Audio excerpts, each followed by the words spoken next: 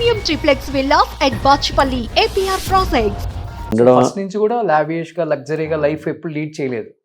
Peak లో ఉన్నప్పుడు కూడా అలాంటి కార్లని ఇలాంటి ఇల్లులని చెన్నైలో అలానే ఉండేది కదా. ఇండిపెండెంట్ హౌస్ ఉంటే వాడు హీరో.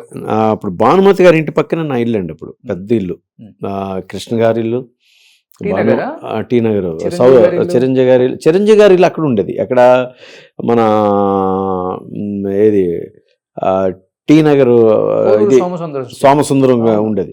మేము ఇక్కడ ఉండేవాళ్ళం. Sivaji Ganesan house, south Bhogi road, north Bhogi road అట్లా ఉండేవాళ్ళు. సత్యబాబు గారు, సూర్య గారు, వీళ్ళందరూ, కేఆర్ విజయ్ గారు, భానుచంద్రు, మేమందరం అక్కడ ఉండేవాళ్ళం అన్నమాట. అక్కడి నుంచి తర్వాత నేను మళ్ళీ తిలక్ స్ట్రీట్కి వచ్చాను. అంటే జయమాలిని గారు, అరవింద్ గారు ఆఫీస్ అక్కడ ఉండేది, అటువైపు అది మోహన్ బాబు గారి ఇల్లు, ఇటువైపు అక్కడ అనమాట. అలాగే అక్కడే ఉండేవాళ్ళం.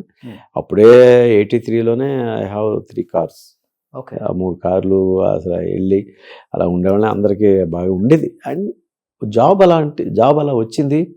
దాన్ని ఎక్కడ కూడా మిస్ఫైర్ అనేది ఎక్కడో దగ్గర అవుతూ ఉంటుంది. మిస్ఫైర్ అనేది మనం వేరే రకంగా ఎక్కడ చేయలేం. ఓ సినిమా తీసి ప్రొడ్యూసర్గా మిస్ఫైర్ అయ్యాను. 3 సినిమాలు ప్రొడ్యూస్ చేసి మిస్ఫైర్ అయ్యాను. ఫైనాన్షియల్ బాగాను అసలు లో లెవెల్కి వచ్చేస్తున్నాడు. ఆర్థికంగా అన్ని ఆస్తులు అమ్ముకోవాల్సి వచ్చిందా? అమ్ముకోలేదు. స్థిరాస్తులు ఏవి అంటే తాతగా అంటే నేను పుట్టడం ఏమి అంటే మామూలుగా కష్టపడి పుట్టాను, లేకపోతే మా నాన్న అలాగా మా తాత ఇలాగా అని చెప్పేసి లేదండి. మా తాత వాళ్ళు కష్టపడ్డారు, కానీ నేను పుట్టిన తర్వాత నన్ను ఎత్తుకోవడానికి ఒక 10 మంది ఉండేవారు. అంటే మా చందనా బ్రదర్స్ వీళ్ళందరూ ఉన్నారు కదండి, వాళ్ళలాగే మా తాతగారిది అంత బిజినెస్ అనమాట అండి, బట్టల బిజినెస్. తాపేశ్వరంలోను మా తాతయ్య దగ్గరే అప్పుడు 40 మంది పనిచేసేవారు. మూటలు వేసుకొని వెళ్ళేవాళ్ళు. మరి నన్ను ఎక్కడ కాలు కింద కూడా పెట్టి చేసేవారు కదా. అంతలా పుట్టి తిరిగాం, పెద్దయ్యాం, పెరిగాం, అన్ని చేస్తే మనకేం తెలియదు అసలు. మనకి వీళ్ళందరూ ఉన్నారు చేస్తామని వెళ్ళి. కానీ ఇవన్నీ లైఫ్ లో ఇలానే ఉండాలి అంటే మా మదర్ ఉంటుంది పోతుంది కాదు. మా మదర్ 8th క్లాస్లో చనిపోయింది. నేను 8th క్లాస్లో ఉంటుండగా మా మదర్ చనిపోవడంతో అక్కడి నుంచి లైఫ్ స్టైల్ కొంచెం అంటే ఆలోచింపచేసే విధంగా తీసుకెళ్ళింది అనమాట. మనిషిని ఆలోచింపచేసే విధంగా తీసుకెళ్ళడం వల్ల what is the life, who am I, why am I, నేనెందుకు, నేనెవరిని అనేది అక్కడి నుంచి కొంచెం వచ్చింది.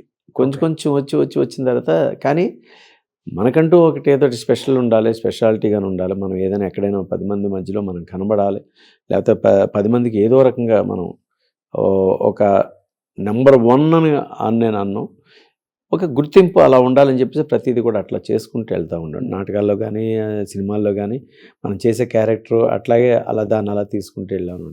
కానీ ఇప్పుడు అమ్మ చిన్న ఏజ్లోనే చనిపోయింది కాబట్టి ఫస్ట్ అబ్బాయి పుడితే చెల్లెల్ని ఎలా చూసుకోవాలి, ఏదైనా ఇబ్బంది ఉంటే ఎలా మనం దాన్ని షార్ట్అవుట్ చేసి బయటికి తీసుకురావచ్చు, ఇవన్నీ ఆలోచిస్తాడు అన్న. అదే అక్క ఫస్ట్ పుట్టి తమ్ముడు తర్వాత పుడితే తమ్ముడు తెలియదు అంటుంటాడు. తెలియదు. అది అమ్మ చనిపోయారు కాబట్టి రోహిణి గారు చాలా చిన్న అమ్మాయి. అప్పుడు నేనే స్నానాది చేయించాను ఎక్కువ. అవునా? చాలా ఇంత ఉండేది.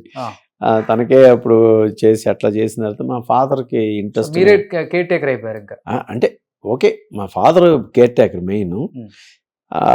అక్కడ ఉండేంత వరకు ఎలమంచిలో ఉండేవాళ్ళం. అప్పుడే మా మదర్ చనిపోవడం.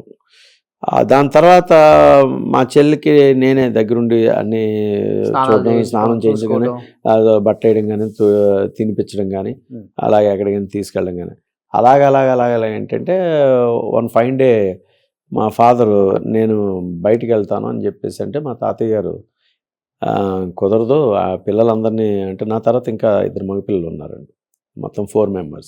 5 members. రోహిణి తర్వాత కాదు, నా తర్వాత. I'm the elder. నా తర్వాత ఇంకిద్దరు ఉన్నారు. ఇప్పుడు అమెరికాలో ఒక అతను ఉంటున్నాడు, వైజాగ్లో ఒక అతను ఉంటున్నాడు. వైజాగ్లో 2 ఉంటున్నారండి. రోహిణి గారు లాస్ట్. రోహిణి అయితే లాస్ట్. తర్వాత ఇంకొక అబ్బాయి ఉన్నాడు, చిన్న అబ్బాయి.